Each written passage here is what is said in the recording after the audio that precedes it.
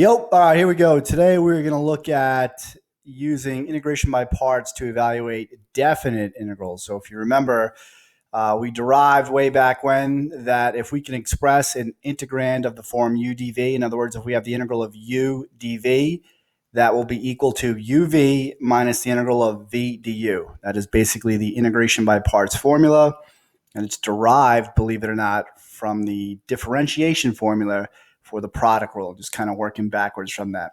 So now what if this would be a definite integral? So in other words, there are limits. So indefinite when there are no limits, definite when there are limits. So say we had the limits a, b. All right, so we're going the integral from a to b of u dv. What would it look like over here? So it might be pretty intuitive to be like, well, I would think there'd be limits here, right?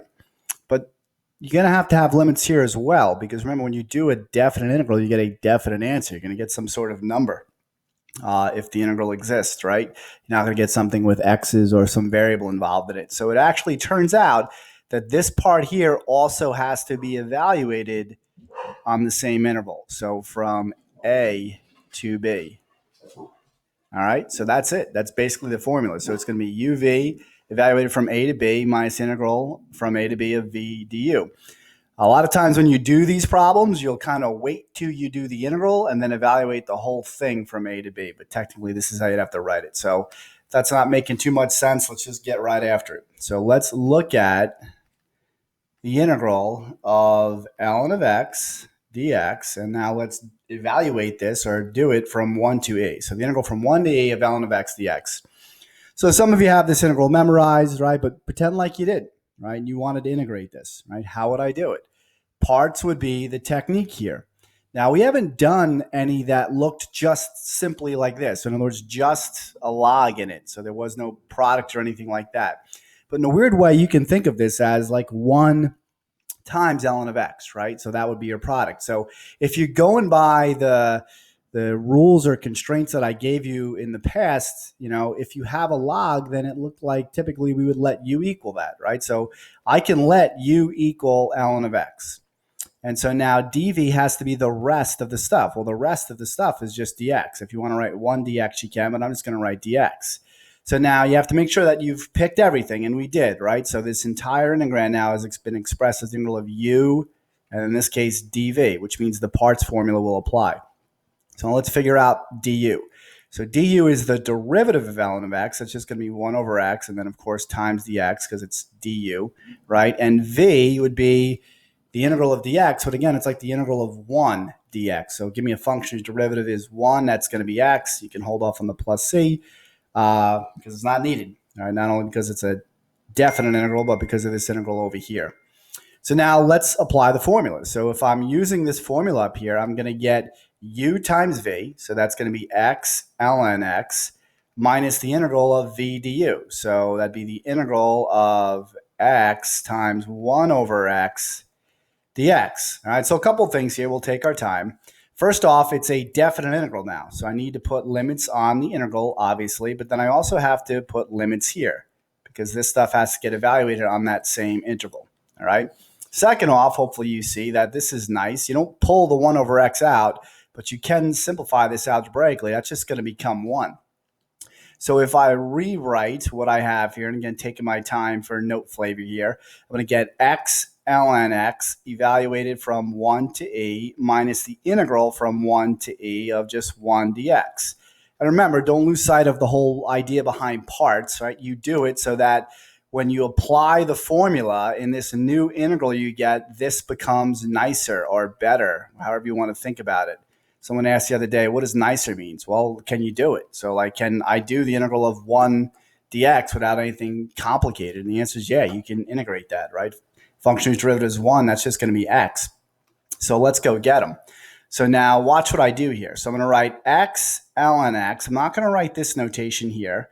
And then I'm going to do minus, right? The integral here is x. And since these are the same limits, rather than doing bracket from 1 to e, bracket from 1 to e, and have, basically an additional subtraction, just take the whole thing and wrap it up and evaluate it from 1 to e. That's typically how I would do these.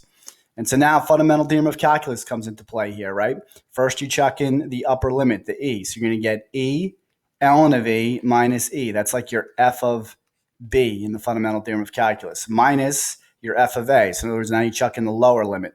1 ln of 1 minus 1. All right, so lots of good things happen here, right? You need to know that the ln of e is equal to 1.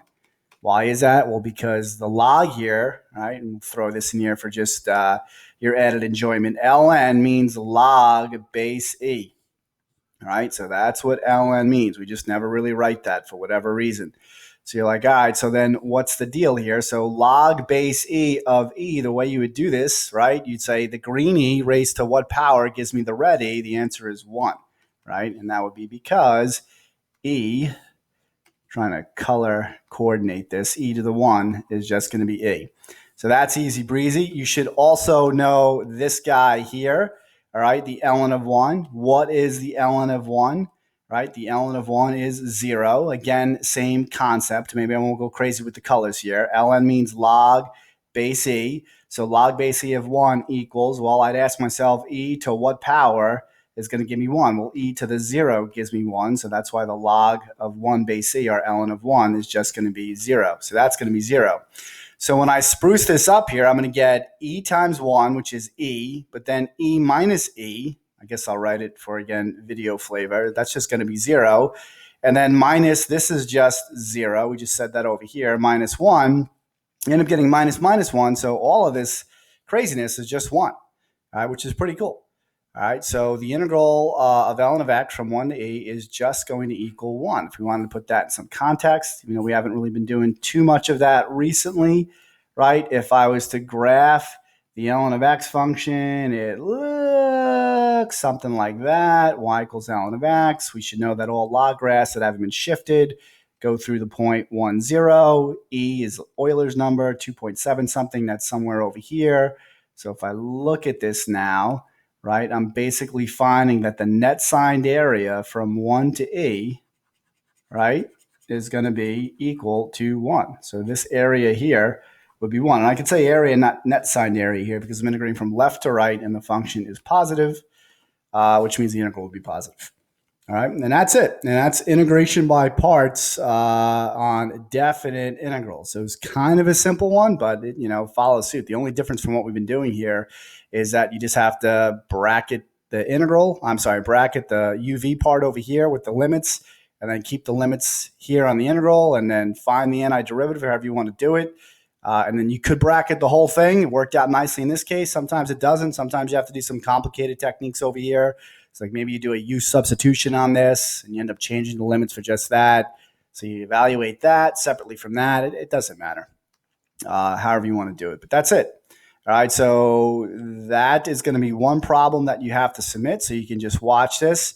And the other problem that you're going to have to submit that we're going to do live tomorrow will be this guy. It will be the integral from 0 to 1 of x arc tangent of x dx. So we will do that live tomorrow on the Google Meet. All right, so if you want in, just let me know. All right, or actually just show up.